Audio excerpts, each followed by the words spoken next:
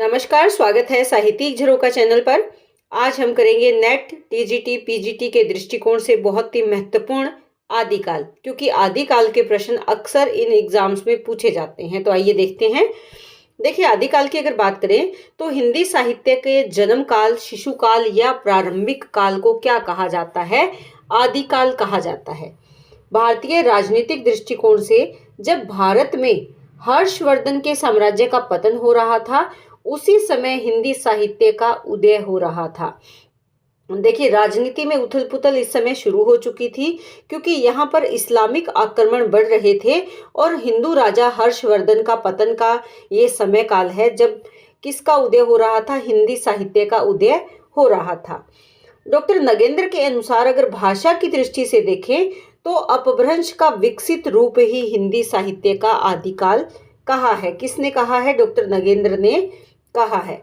हिंदी साहित्य के आदिकाल की सामग्री में उत्तर अपभ्रंश की सभी रचनाओं का समावेश किया जाता है। यानी यहाँ पर उत्तर अपभ्रंश की जो भी किताबें हैं, इस भाषा में लिखी हुई जो सामग्री हैं, वो किसमें शामिल की जाती है? आदिकाल में शामिल की जाती है। उत्तर अपभ्रंश को पुरानी हिंदी अथवा अवहट के नाम से भी पुकारा जाता है। किसने पुकारा है? पुरानी हिंदी से किसने कहा है? ये कहा है चंद्रधर शर्मा गुलेरी ने। इन्होंने सबसे पहले अपभ्रंश को पुरानी हिंदी कहा।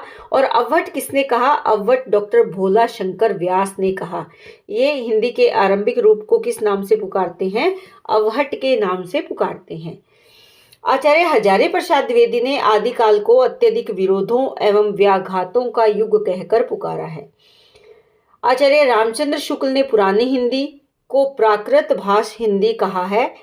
ये आप ध्यान में रखें कि प्राकृताभाष हिंदी किसने कहा है? आचार्य रामचंद्र शुक्ल ने कहा है। आचार्य शुक्ल के अनुसार आदिकाल का समय महाराजा भोज से लेकर हमीर देव तक या उसके कुछ बाद तक को माना है।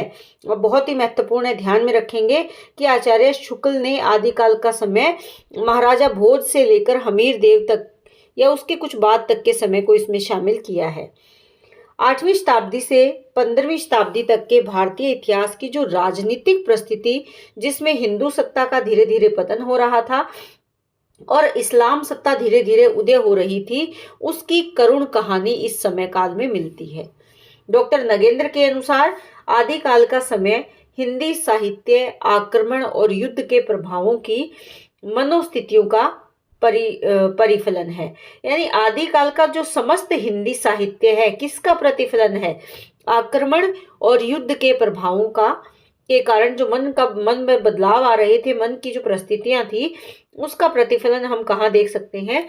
आदिकाल के समस्त हिंदी साहित्य में देख सकते हैं। ये किसके विचार है? डॉक्टर नगेंद्र के विचार है। अब बात करते हैं आदिकाल के समय सीमा की। देखिए, विभिन्न विद्वानों ने इसका समय काल अलग अलग स्वीकार किया है, लेकिन आपको सबके बारे में थोड़ा अंदाजा होना चाहिए। सबसे पहले जॉर्ज अब्राहम ग्रियर्सन के बारे में बात करते हैं। इन्होंने इसका समय काल कब माना है?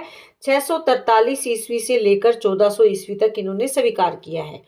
उसके बाद मिश्र बंधुओं ने जो समय काल स्वीकार किया है वो 643 ईस्वी से लेकर 1389 ईस्वी इन्होंने स्वीकार किया है। डॉक्टर जो राहुल सांकृत्यायन है, इन्होंने 760 ईस्वी से लेकर 1300 ईस्वी तक इस समय काल को माना है, इसकी समय सीमा स्वीकार की है। आचार्य रामचंद्र शुक्ल ने 993 ईस्वी से लेकर 1318 ईस्वी मानते हैं। डॉक्टर रमाशंकर शुक्ल रसाल ने इसका समयकाल 1000 ईस्वी से लेकर 1343 ईस्वी स्वीकार किया है। तो यहाँ पर आपको ये ध्यान में रखना है, मोटे तौर पर अगर देखा जाए तो 643 ईस्वी से लेकर 1343 ईस्वी के बीच में जो भी साहित्य आता है वो सब आदिकाल में स्वीकार किया जाता है। तो अलग अलग विद्वानों के अलग अलग मत है। यहाँ पर आप इस बात को ध्यान में रखें कि सबकी समय सीमा का अंदाजा आपको होना चाहिए। तो उम्मीद करती हूँ कि ये प्रश्न आपके लिए उपयोगी सिद्ध होंगे, ऐसी मेरी कामना है। इसी तरह चैनल से जुड़े रहें। बहुत बहुत धन्यवाद।